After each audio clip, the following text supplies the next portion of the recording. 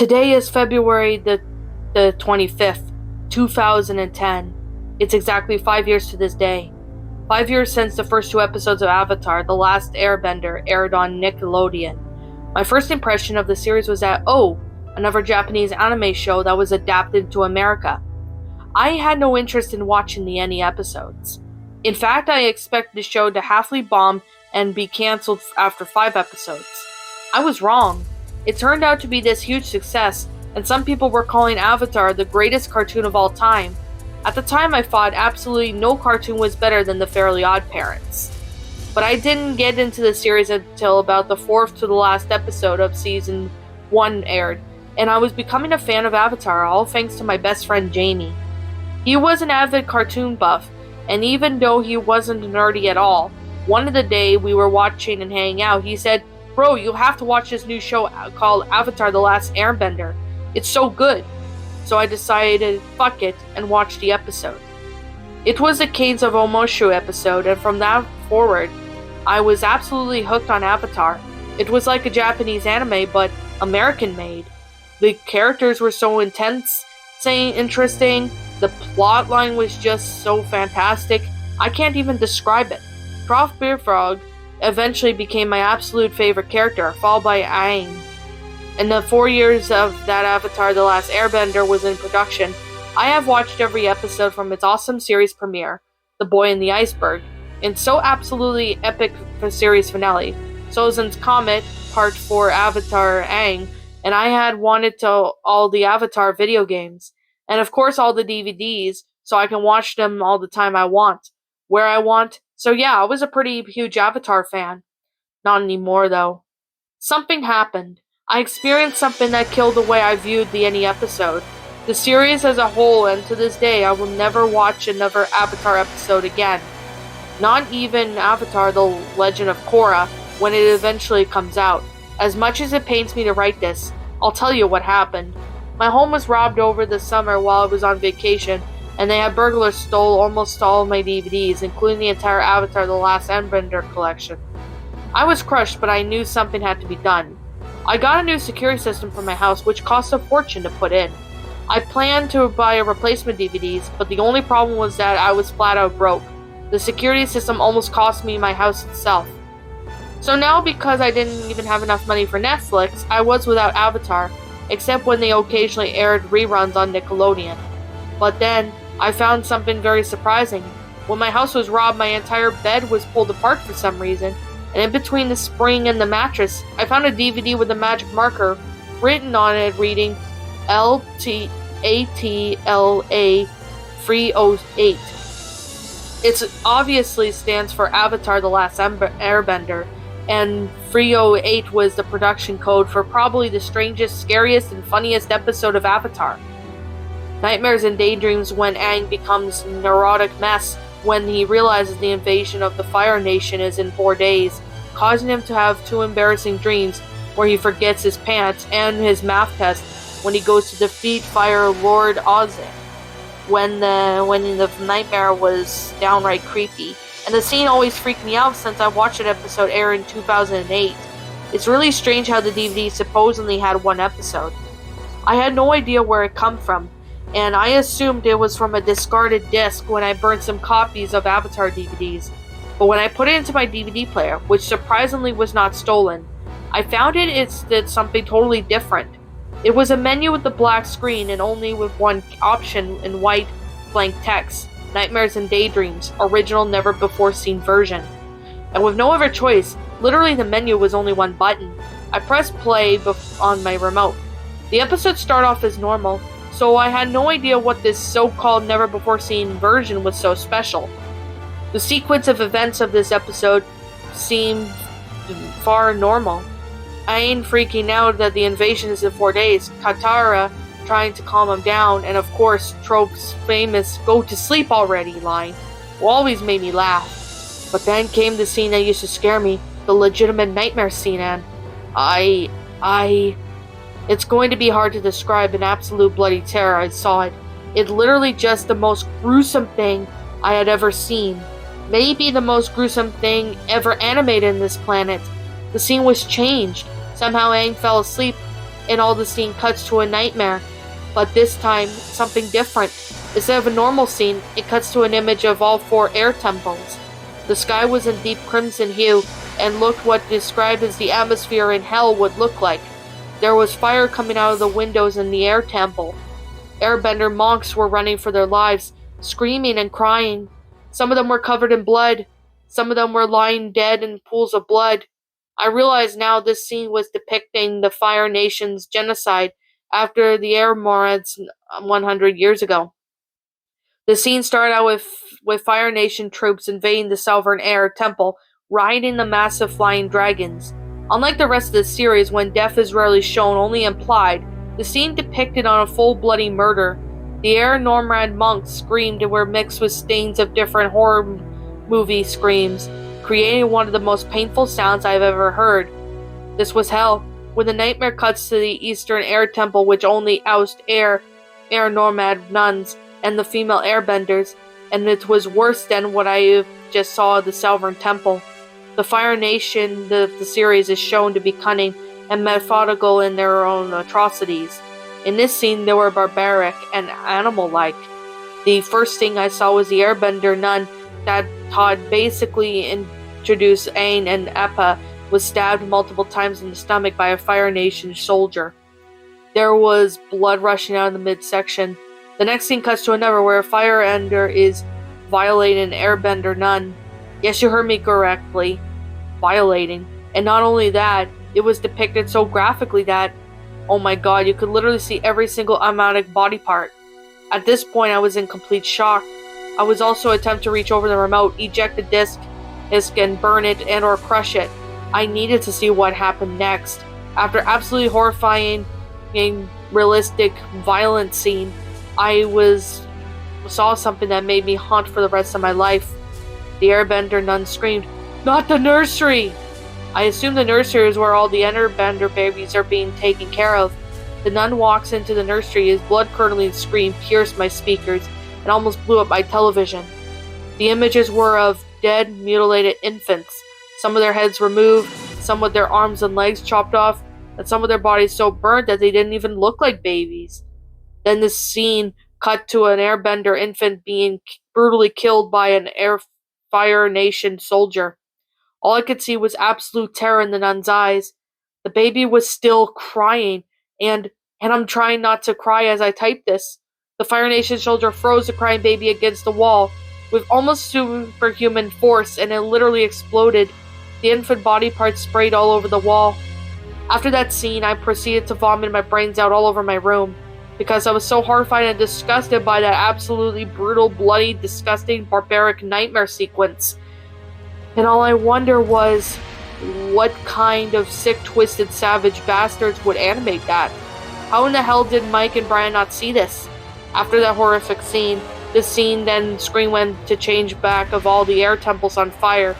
Those savage Fire Nation soldiers succeeded with their plan to kill all of the Air Nomrads in the effort to destroy the Avatar cycle.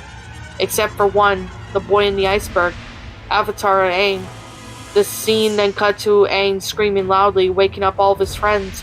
"What's wrong?" asks concerned Katara asks, and replies, "The nightmares. They keep getting worse."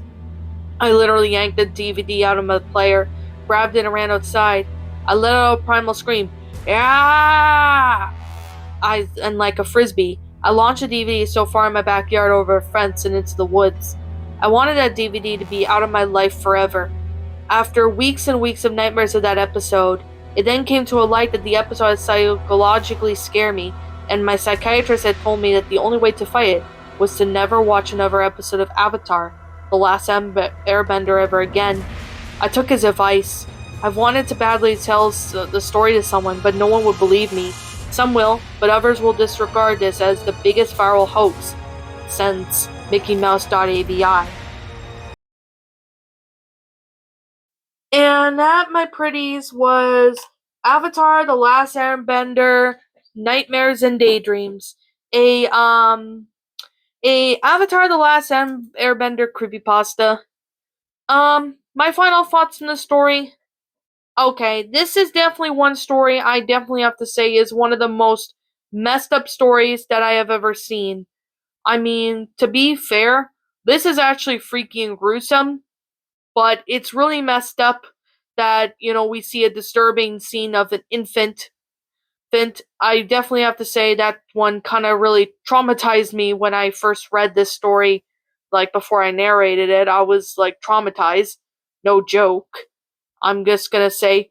And then it involves, a person getting violated, and, I know it's not real, but here's the thing.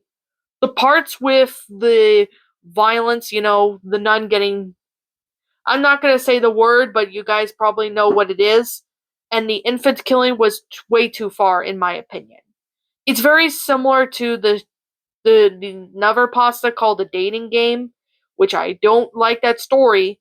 I definitely do have to say, but this story actually was not that great. I mean, the grammar was alright and stuff, I can definitely say that.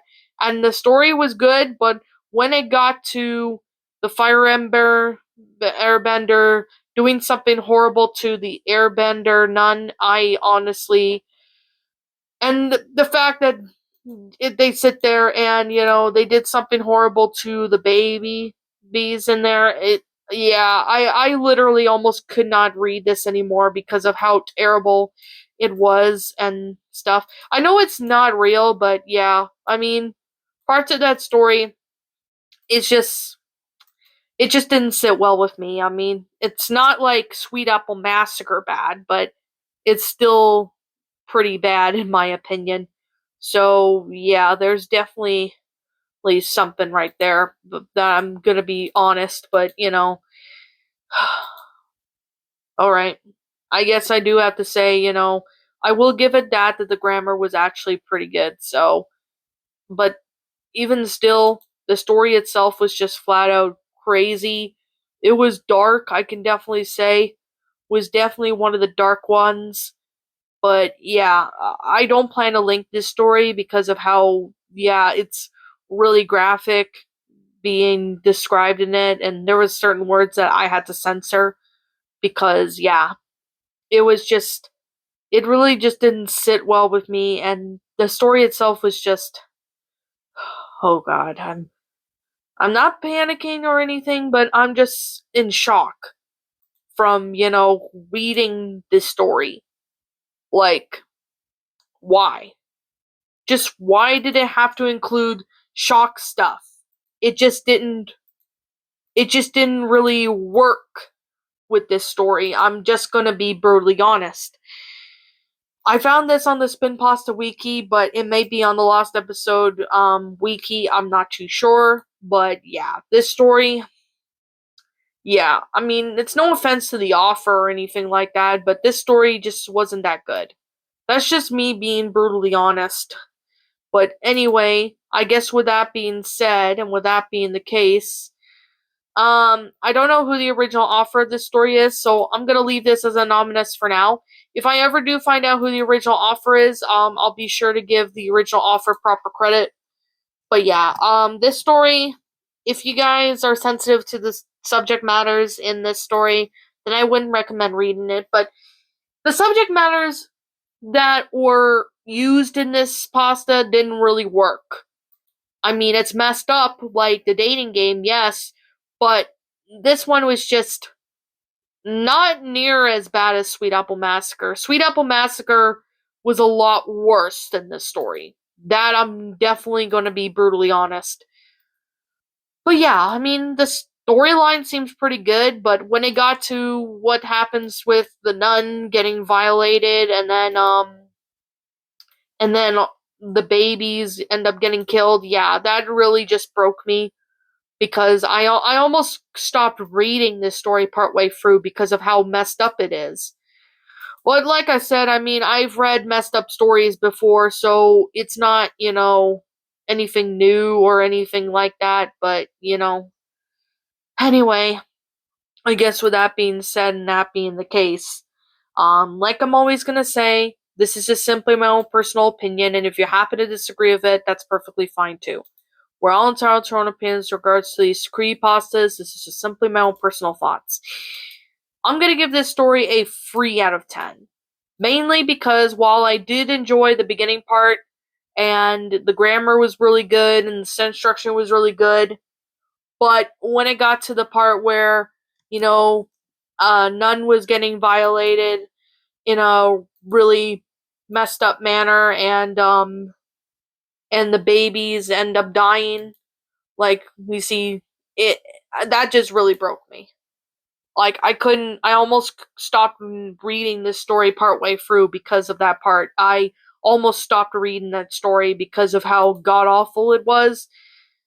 But yeah, it's just not really that good. But like I said, if you guys are gonna say this story is not as bad as Sweet Apple Massacre, well, Sweet Apple Massacre, I will say, is a lot worse than this story. That's just definitely gonna be something I'm saying. But yeah, this story was just. I mean, I don't even know what to even talk about. Like, I almost stopped narrating this story partway through because of how god awful it was. Like, no joke, it was literally just doesn't really. The subject matters were done poorly, in my opinion, and weren't handled really well in this story, but that's just me being honest. But yeah. Anyways, with that being said and that being the case, what did you guys personally think of this creepypasta? Did you all enjoy it? Did you all not? Also, what you have done personally to help make this story a lot better? Feel free to let me know what your thoughts are down in the comment section down below. I'm Shadow the Lion Queen. Thank you so much for watching today's video, and if you enjoyed this video, leave a like, comment, and subscribe if you're new. Ring the bell for notifications when I upload, so that way you guys will not miss an upload. As always, if you guys want to go follow me on Blue Sky, follow me on Twitter, follow me on DeviantArt, as well as follow me on my backup channel known as Ms. Dark Shigo, as links to those will be in the About page section, so you guys can go follow me on those. And yeah, that's pretty much all I have to really say, but if I'm missing something, please let me know what it is. But yeah, like I said, I will not be linking this story down due to how messed up the concept is, and yeah. Um, if you are sensitive to this type of topics that are in the story, then yeah, don't read this story. That's literally my best advice I can give, because this story was really, oh god, it just was really something. I mean, I almost stopped narrating it because of it.